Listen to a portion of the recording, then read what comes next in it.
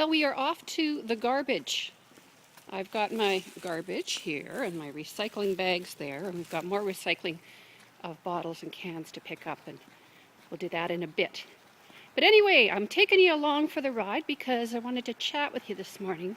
Of course, I'm Lori F. Dean, and what's on my mind today is it just me, or are you making peace with change? Now, initially, I was going to talk to you about something else. I hadn't gotten out of the house yesterday because I was working on a project that didn't go very well. But I spent all day and a good part of the early evening trying to make it happen, and finally had to realize I was going to have to just start again in a whole different way. So as a result, I didn't get out of the house yesterday. Not good. So I'm getting out today, which is good. But before I do, I want to drop off the garbage. So let me do that, then I'll come back and we'll have our chat.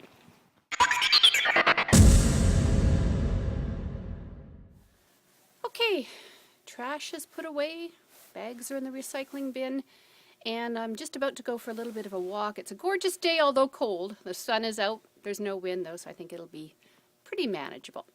But I wanted to talk to you about the idea of change.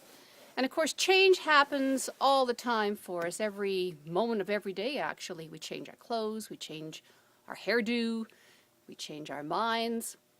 And what got me thinking about that is sometimes change we initiate, other times it's forced upon us. Today's January 15th, and it was exactly 6 months ago, July 15th, where I had the car all packed up and I left Sedona, Arizona. Now, Kim and I thought we were going to settle there for quite a while. We loved it. We'd made good friends, had a great community, and for a couple that had been traveling for 2 years by that point and living in various places and seeing various things, settling down in one spot for any length of time was kind of a big deal. And we wanted it to be Sedona. Now, we thought we'd taken care of all the business involving how long Canadians can stay in the U.S., but apparently U.S. Customs didn't agree and they told us we had to come back here to Canada. So it was a huge change, and one that we had to embrace, because when we set out on this adventure, we made some pretty big changes at that point too. I mean, I quit my job, I sold my house, I got rid of everything. Major life change. But the motto we had then, and still have today, is be curious and expect miracles. So although this change happened to us 6 months ago, we had to realize there was something to it. There's always a reason for things like this. So we had to be curious, expect a miracle to happen, and figure out what that change was all about.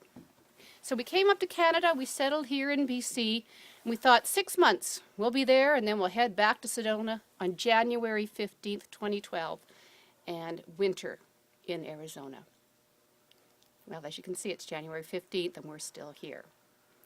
Several things happened over the last few months that caused us to say, no, we are going to stay put for a while, at least a year, maybe longer. And we had to be comfortable with that decision. We had to make peace with the changes that have happened to us all along and with the changes that we're instigating right now. Sometimes it's really difficult to make peace if a change is life-altering, particularly if it's unexpected, like the sudden death of a loved one or the loss of job and income, or even relocating to a whole different city, province, state, country. But I think deep down, if we understand that everything is in a state of flux, a state of change, it's a little bit easier to make some peace with that change, because it always works out for the best. You may not see it when you're in the middle of it. You may not even understand how it could possibly be better. But inevitably, at least to my way of thinking, change is always for the better. And so it helps me to make peace with that change, no matter what it is. So here it is again, the big question for today. Is it just me, or are you able to make peace with change? Let me know by leaving your comments below so you can participate in the conversation. And of course, subscribe to the channel. Just click the button above. I'm Lori F. Dean, and we'll talk to you tomorrow. Right now, let's go for a walk.